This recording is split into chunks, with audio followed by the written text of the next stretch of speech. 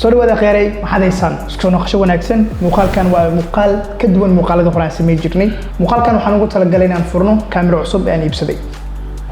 waxaan iibsaday kaamirada riyadayda ilaa markii ay soo baxday kaamiradan waxaan u qaaday jacayl waali ah mar walbana waxaan rabay inaan gacanteeda ku dhigo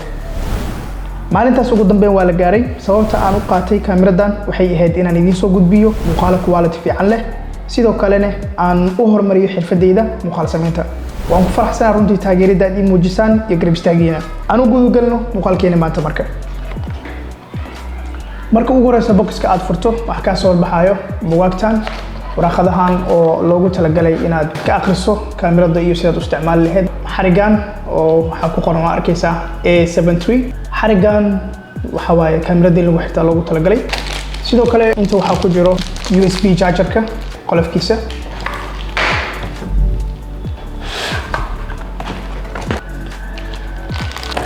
sidoo kale waxa gudaha ku jiro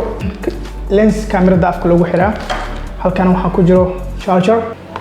halkan sidoo kale waxa ku jiro USB chargerkii la gelin lahaa baakada waxa kale ku jiro kaamiradan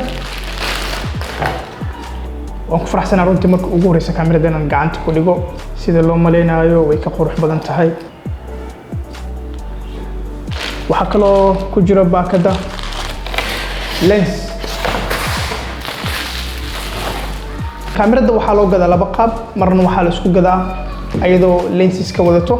lenseska ay wadatan waxa waaye 28 ilaa 70 aniga hadda lacagta aan ka bixiyay waxa waaye 2100 runtii kaamirada markii ay soo bixaysay waxay ku soo baxday qaali ka soo baxday kaamirada waxaa la soo saaray sanadka 2018 sababta hadda u gatana waxay tahay raqiiska ay soo noqotay iyo lacagta aan hadda u helay hal mar bateriga aan gelino bateriga meeshaan laga geliyaa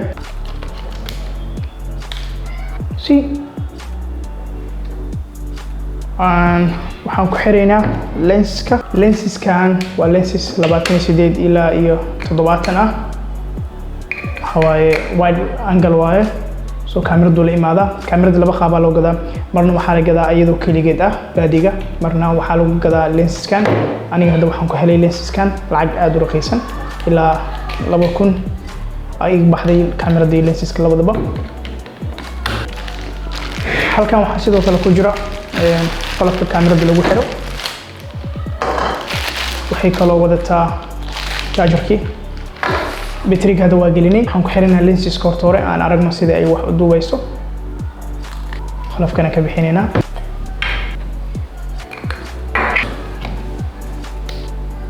mimir kuma jiro laakiin waan angle oo arkaysaa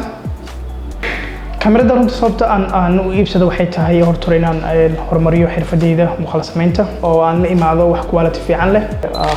si wad arkaysaan